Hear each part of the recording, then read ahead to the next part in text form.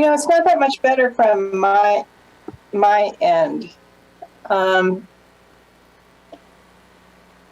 about if we go with Councillor Cumby introducing item 1D?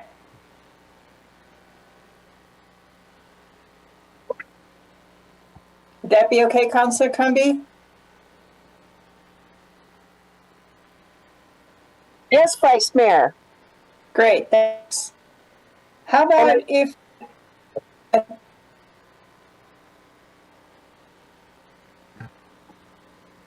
Would you like me to do that now? No, we'll start off with Nancy making the announcement of the special meeting. Okay, that sounds good. So if I could call this meeting to order, do we have quorum?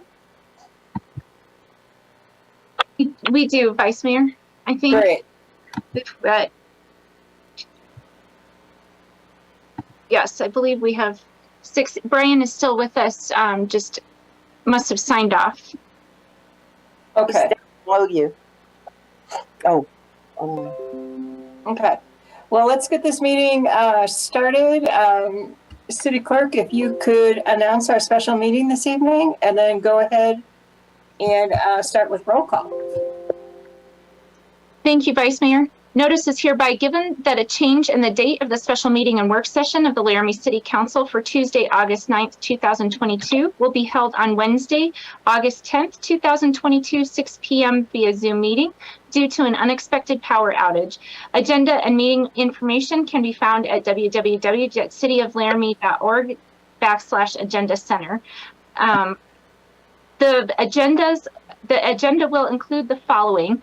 Special meeting will be number 1, consideration of resolution 2022-50 and the associated certification statement authorizing the submission of a Health and Human Services HHS Capital Construction ARPA grant application to the State Loan and Investment Board on behalf of the governing body for the Fire Station 1 Dormitory Improvement Project.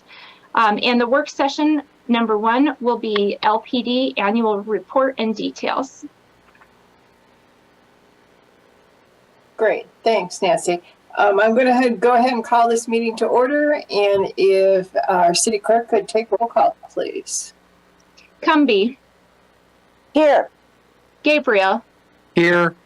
Harrington. Here. O'Doherty. Absent. Schmeckel. Here.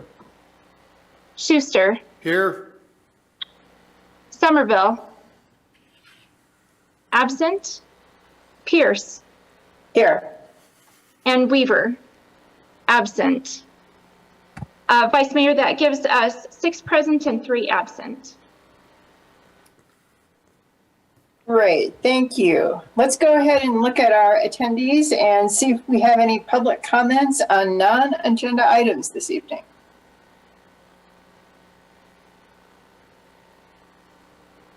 Just give the folks a minute to raise their hand.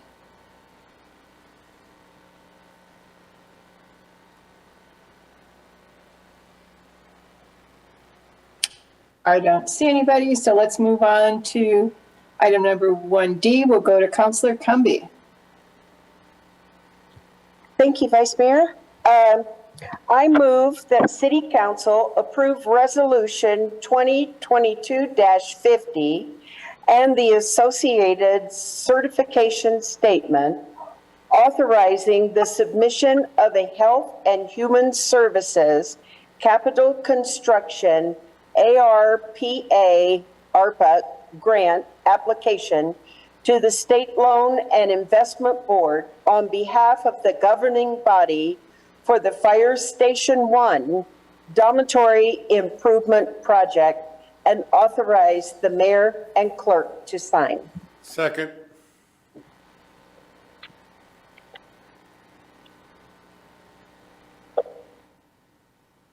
We have a first and a second on our item 1D.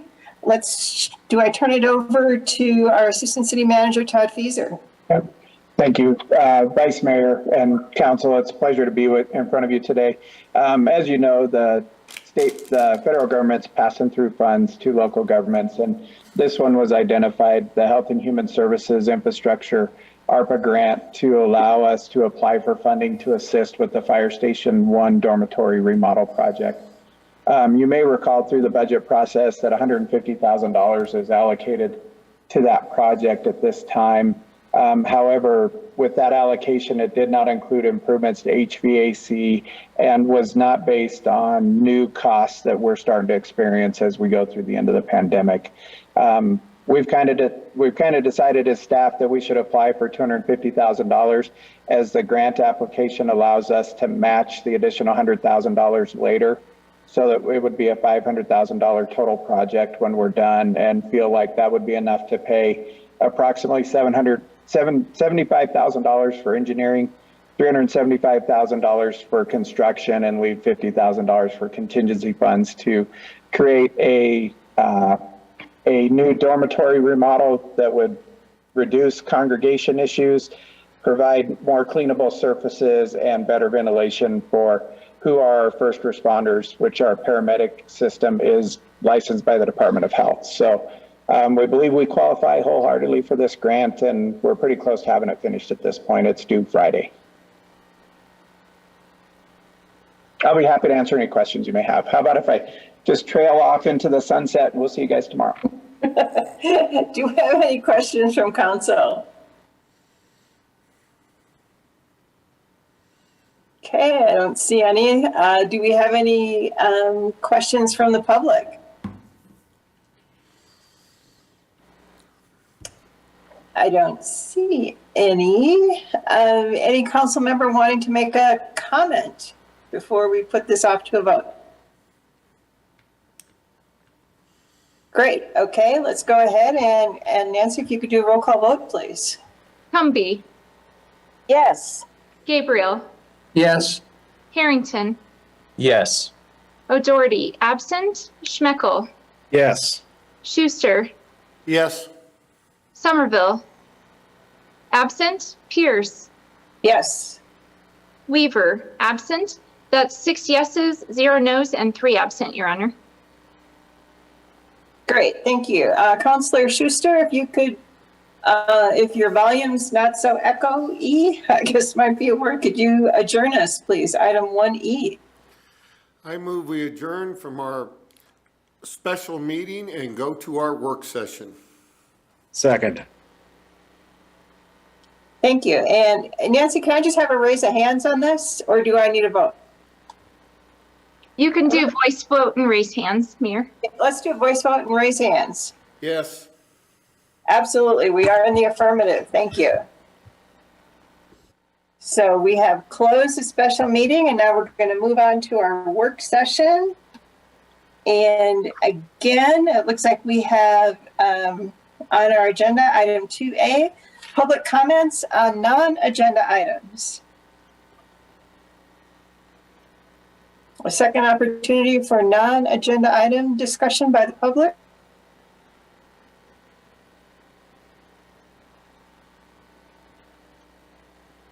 B, and it looks like we've got our city manager and our police chief Stalder.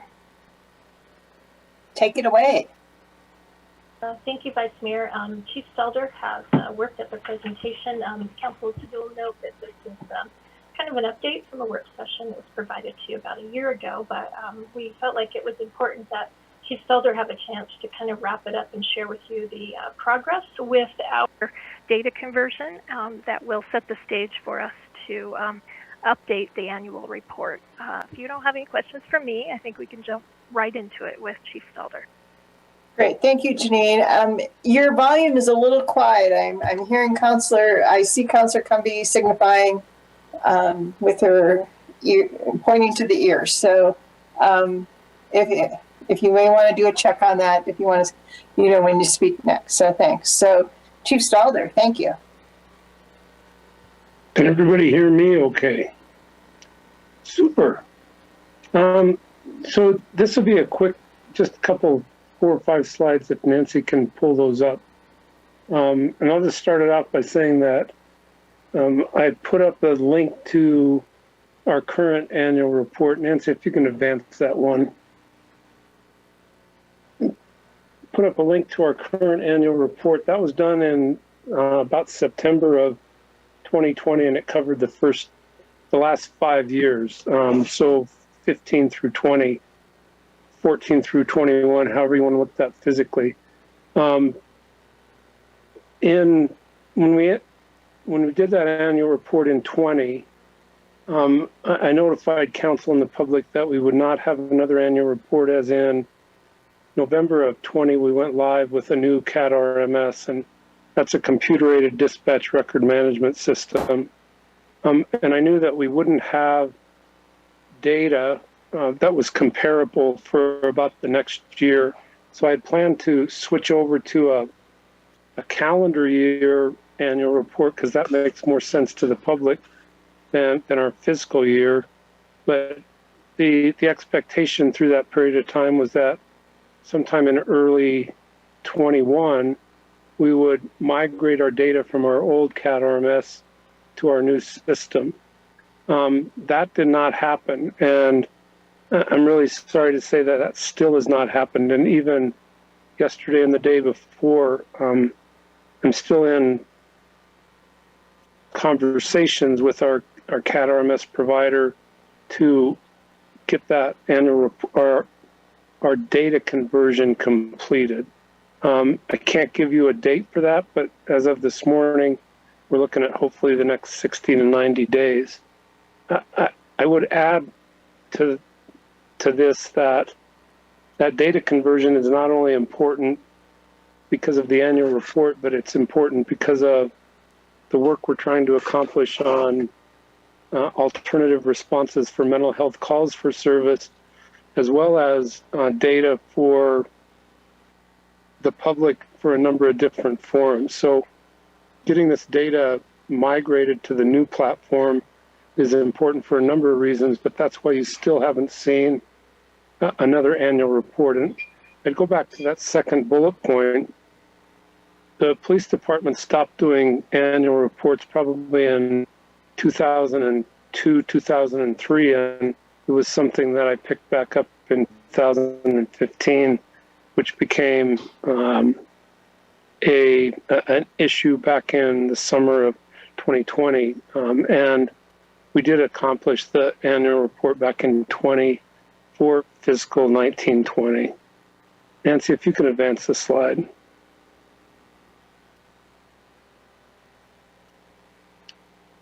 The 2020 report did add a number of different data sets that we had not had before. One of those was demographics for traffic stops. That's one item that the public had concerns about back in the summer of 20, and it was actually a pretty easy addition because of the way we dump citations over into the municipal court system. So what we found with those demographics is that our stop rate on traffic stops absolutely matched our local demographics for racial ethnicity groups. The other thing that we did, which was also called for in 20, was we broke out mental health calls for service and the outcomes of those calls. What we all knew going up through 20, and that trend continues today in 22, is that we have an increased number of welfare checks and mental health calls for service, either reported to us or self-reported. And what we're finding today is that, anecdotally anyway, that our outcomes have improved because of the work of the Albany County Mental Health Board and the systems we've put in place. And then finally, we added our conduct statistics, our use of force, citizens' complaints, and the outcomes of those. So those were all new additions to the 20 report that had not been in there before. Next slide. So in our future reports, in calendar year 2021, by October of last year, we were finally able to report to NIBRS, the National Incident-Based Reporting System, which will enhance the UCR, Uniform Crime Reporting data that we report to the state, and then the state in turn reports to the feds. We also expect to be able to report more accurately on the demographics for calls for service. That's something we really couldn't do before. Traffic stops was an easy one because on a citation that went to municipal or circuit court, we could tell you race and ethnicity. We can do that now on calls for service, although with our new records management system, I will tell you that we are still working through bugs, and that data is, to date, still a little bit sketchy and sometimes not reported the way we would like it to be, but we're working on that.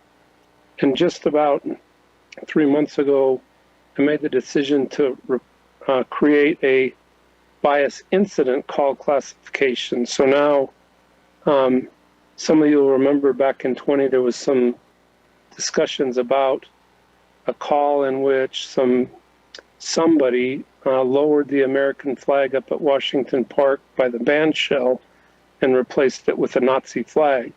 That was not a criminal incident, and some people wanted to be able to report that kind of an incident. So we've had additional calls that, while not criminal, they do involve bias in one form or another, whether it's civil in nature or whether it's perceived in a harassment complaint where there's not actually a criminal nexus to it.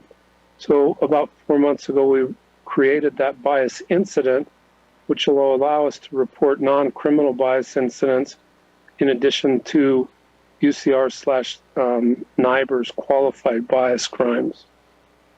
Next slide. One of the things that we did talk about back in 2020 was,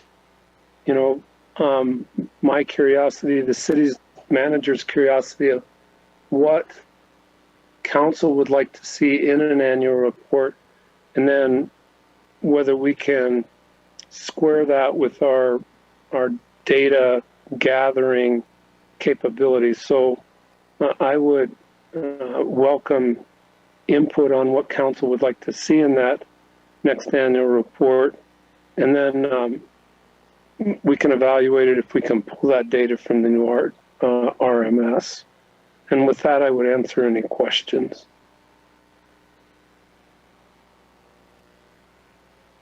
Great, thanks, Chief. Council members, do you have any questions? Go ahead, Councilor Harrington. I see your hand up first. Thanks, Vice Mayor, and thanks, Chief. One of the things just to, and I'm not sure if you were asking for this sort of feedback on the annual report now or not, but if you are, I had just one thing that I think would be valuable, and that would be some sort of visual aid for those like longer term trends, because you have been offering this to the public for a period of time now, and I know some of it will skew with the new system of reporting, but being able to visualize, whether that be, some sort of graph, whatever functions in that way, something that's like really pretty easily digestible with a quick glance through some of those data sets, I think would be valuable. Yeah, Councilor Harrington, that's actually a pretty easy thing to do. I'm more of a look across the line kind of a guy and not a pie chart graph kind of a guy, but all those are Excel formatted so they can easily be prettied up, I guess. Yeah, thank you, Chief. I find myself in the other camp. So maybe that's why I'm asking. Doable. Great, thank you. Councilor Gabriel. Thank you.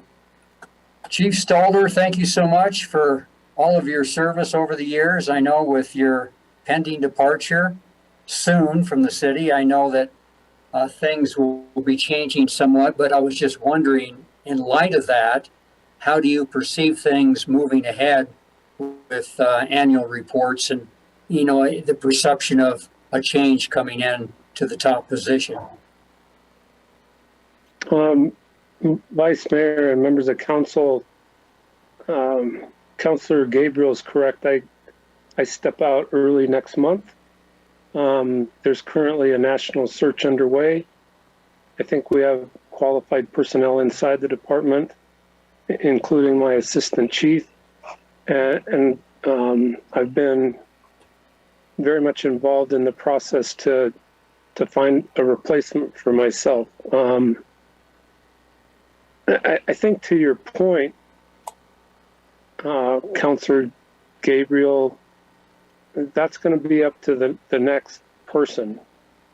And I think that, myself as well as my staff have really tried to think outside the box, not just in the last 2 years, but in the last 7 years since we started doing the annual report, to find pertinent and valuable information.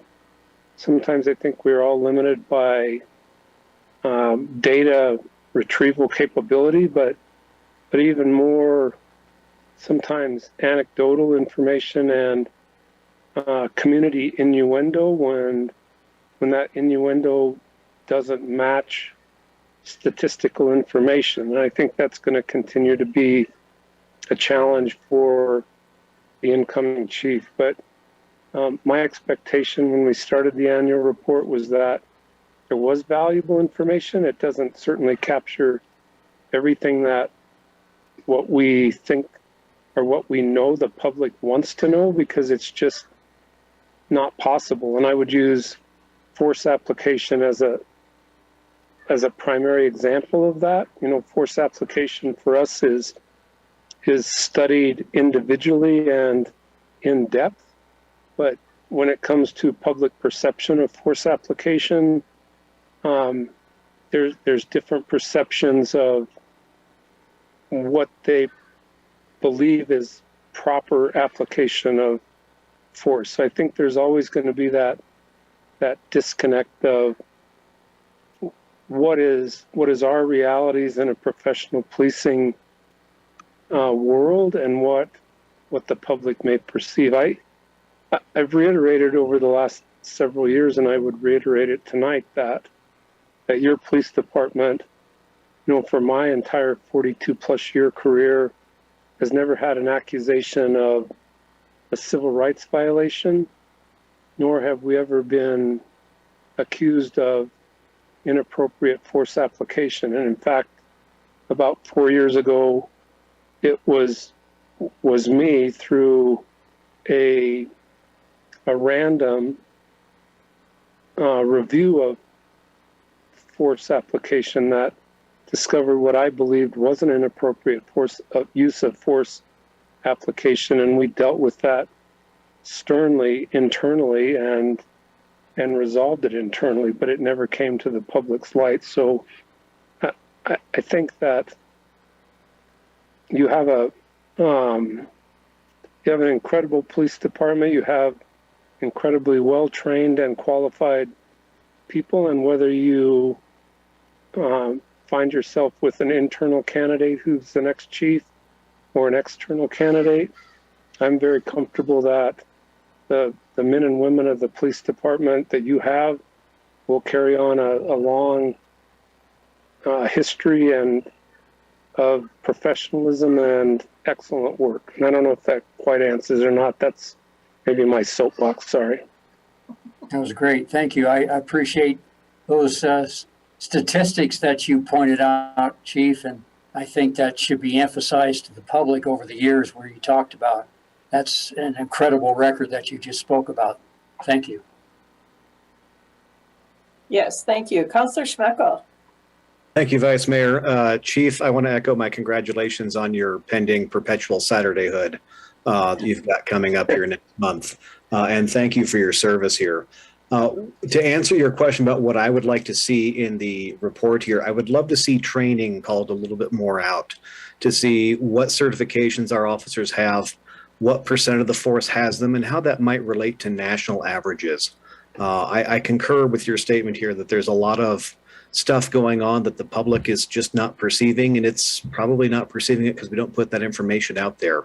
I recall a recent meeting where we were told that I believe it was 26% of the force is CIT trained, and that is above the national average by a not insignificant amount. I think if we had ways that we could tell that story, that would be helpful. Additionally, the amount of funding that we spend on the efforts of training would be helpful, so we can understand what it takes to maintain that level of preparedness. Vice Mayor and Councilor Smeckle, that's really a pretty easy thing to do, but it's difficult to do. You know, I can give you round numbers and we can include that in future reports, but the specific training is more complicated. I mean, we're spending $45,000 to $50,000 a year sending our people to advanced training. There's also statutory requirements on a yearly basis that they have to maintain. And we well exceed those statutory requirements for all of our staff, both our sworn and our dispatch staff. So let me think on how we can effectively capture that. I would add, and I just reiterate, you know, a work session last month about mental health first aid that we've now completed what I thought was going to be about an 18-month process. We're almost fully completed mental health first aid for all non-CIT trained staff, and that includes not just sworn and dispatch, but support staff. So yeah, that's one I can think on and pass along to Assistant Chief Chair Terry in the interim, if not in the permanency. Perfect. Thank you, Chief. Thank you. Councilor Schuster. Thank you very much. Mine is not so much a question, but just to thank you for all your years of service. I've known you quite a few years. Enjoyed it when we've met off of city council stuff and just gotten to talk. So hope we get to do it a couple times again, because really want to shake your hand and thank you very much. So that's all I have. Great. Thanks, Councilor Schuster. I have a question, unless we have a council member with a question. Okay, I'm just going to go ahead. Chief Stalder, in terms of the stuff that's included in the report, is it such that we will be able to compare apples to apples with other communities, potentially with the county if they have a report? Is it clear enough that we're going to be able to use it as a comparison document when it's complete? Yeah, Vice Mayor and members of council, let me talk to a couple of different points. When it comes to NIVER's submissions, which all police departments and sheriff's offices in the country are now reporting in the NIVER's format, that's an apples to apples comparison. But NIVER's does not include many of the reportable data that we load in there. You could probably compare, to Councilor Smeckle's concern, you could probably compare training dollars allocated, but you would have to extrapolate it into the size of that department. You could compare, demographics for traffic stops, but it would have to be adjusted for the size of that department.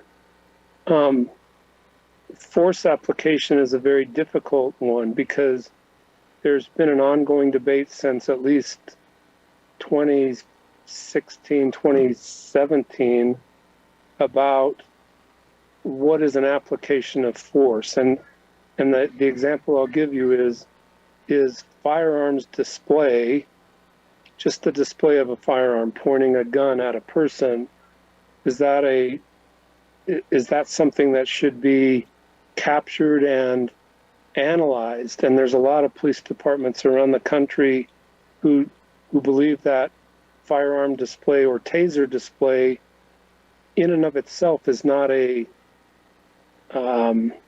analyzed force application. And in our department, we analyze both of those. So that means that you're not shooting at somebody, but rather you're pointing a gun at somebody. We analyze that as a force application, but in a number of departments they don't. And I hope that makes sense, which leads me to my bigger point. There's still an ongoing dispute at the national level because the Laramie Police Department is one of about 35% of departments in the United States who submits use of force data on a national level to UCR and the FBI. That's only a third of those departments, but there's still an ongoing debate because what the feds say is they want you to report any use of force that results in death or serious injury. So the definition of serious injury is still highly debatable and disputed. Whether you're grazing somebody or they're put in the hospital, in different departments either don't report that data on the national level as the FBI would like, or they minimize that force application and say, well, we shot at the guy and he was injured falling over a fence, not by the firearm. So until on the national level we can come to consensus on, first, what is a application of force, and that's universal, and second, what is a serious injury, and that's reported, and thirdly, getting those other 2/3 of the department in the country to report those force applications through the feds and not just at the local level. Those are big barriers that I think the profession faces moving forward. I hope that makes sense. Yeah, that makes a lot of sense to me. So we'll be able to get some apple to apple, but not everything. So we certainly understand that. I appreciate also the proposed new timeline of 60 to 90 days. I certainly hope our providers, whomever we have that contract with, is on task with that, because I've had a couple conversations from folks really wanting that data. So I think hopefully we can keep that ball rolling. So any other comments? And I would also like to join all the council members in wishing you the very best in what follows, after this for you. So if it's fishing or spending more time with family, I don't know, but please enjoy yourself. It's certainly deserved. So, and thank you for your time and your service to our community. So, anybody else with a question? Okay, let's go to the public and see if they have any questions for us on this item with this work session.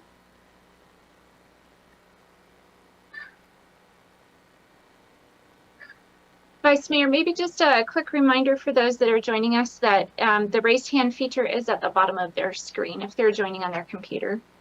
Great, thank you, City Clerk. I should have jumped in there with that. I don't see it, but I'm really surprised to see the number of people who didn't get discouraged from our meeting night tonight. So that's really good. We've got good attendees, so that's nice. All right, so I think, unless there are any other comments, I think we can move on to item 2BI. Public comments on non-agenda items again.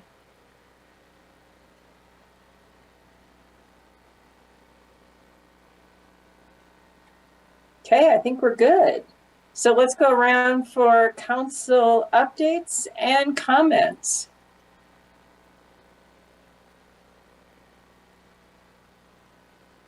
Wow, we are a quiet group tonight. I will tell you, I had a planning commission this week and had Councilor Schuster join me at the planning commission meeting, so that was great.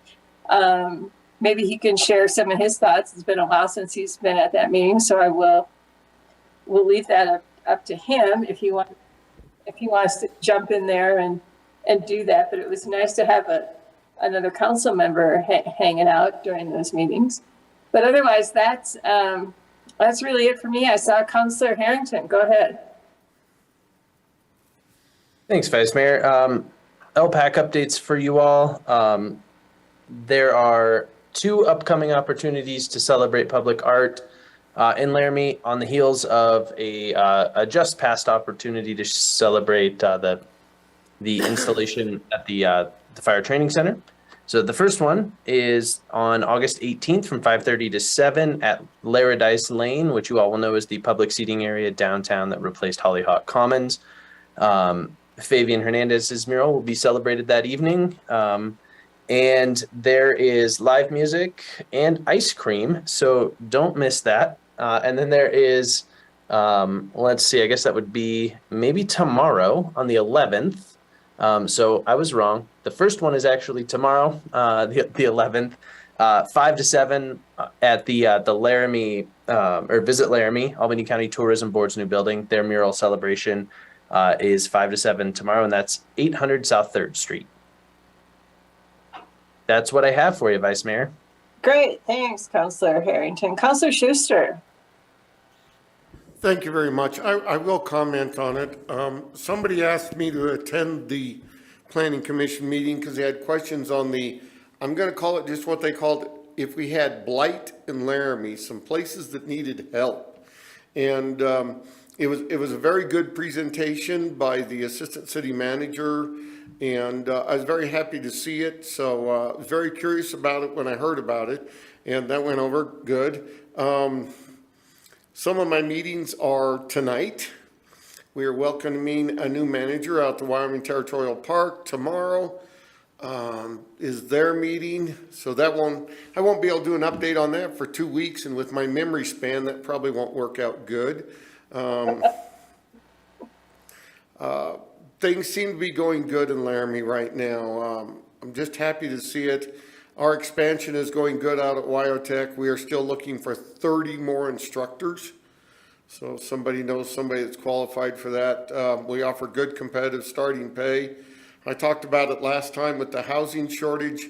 We're now installing for new employees 9 modular houses in town here, so they can come in and live in them until they find housing. I'm kind of saying this because I hope to see some other businesses that are looking for people maybe doing the same thing, is get some housing so people can come here, live in something decent while they look for jobs. So I will make that announcement, just touting about the business I work for. Thank you very much. That's all I have. Great. Thanks, for Councilor Schuster. Anybody else for a comment or an update? Councilor Cumbie.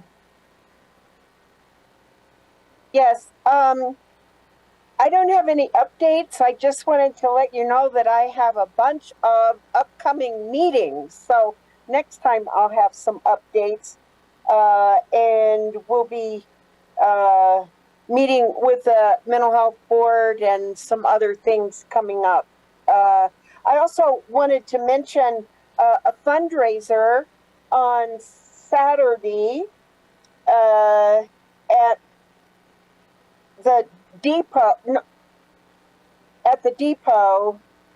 on Saturday the 20th for the YO Theater renovation. The money will be going toward that. There'll be live music and food by Divine Eats. And so I just wanted to give a plug for that. And that's it for right now. Thank you. Great. Counselor Schuster, I see your hand again. It's Lemonade Day this Saturday, so please go out and support the youth. I forgot to say that, including some of my relation is out doing it. So I hope everybody goes out. Great, thanks. All right, so the only reminder I'll have to the public who happens to be listening in or is going to listen this week, because it's primary election day next week, Tuesday, we will be meeting a week from tonight again. So just to kind of mark your calendars, we're gonna meet on Wednesday of next week. Other than that, I see we have on the agenda review, but I don't see a link. Okay, thank you. Isn't she sweet? She is so organized. So let's start off with any comments regarding let's go with, for the whole group, how about if we go from items 1 through 8? Are there any questions on items 1 through 8? Vice Mayor, if I could just let you know, there has been a request for an executive session at the beginning of the meeting. I'm working with City Manager to place that in the correct spot, so you don't see that on there, but that will kick off the meeting. Perfect. Will we start early for that? I'll ask a question like at 5:30. City Manager, I defer to you, but I believe we'd start at a normal 6:30 starting time. Okay. Yeah, Council, I would defer to your desire here, but my thought was we need maybe 20 to 30 minutes for that executive session. And when you see the regular agenda, I think that maybe we'll all agree that there's probably enough time to start at normal time at 6:30, and we'll have sufficient time for the entirety of the meeting. Okay, perfect. That works out for me. It's not a really heavy agenda. So Nancy, if we could move up and try to get the consent on the screen. Okay, we've got, yeah, perfect. 9A through 9G. So any questions or concerns about that?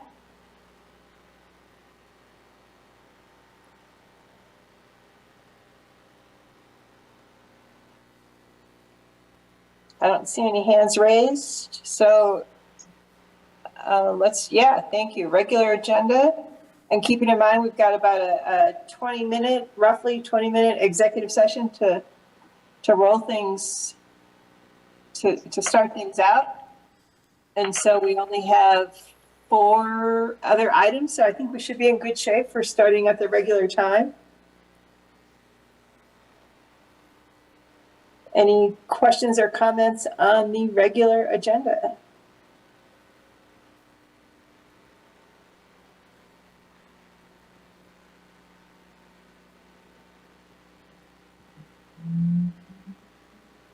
Well, City Clerk, I don't see any. I think we're doing good here. Anybody else?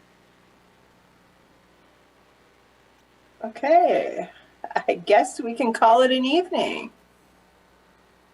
Thank you, everybody. I can't think of anything else. If anybody else, I think we're good.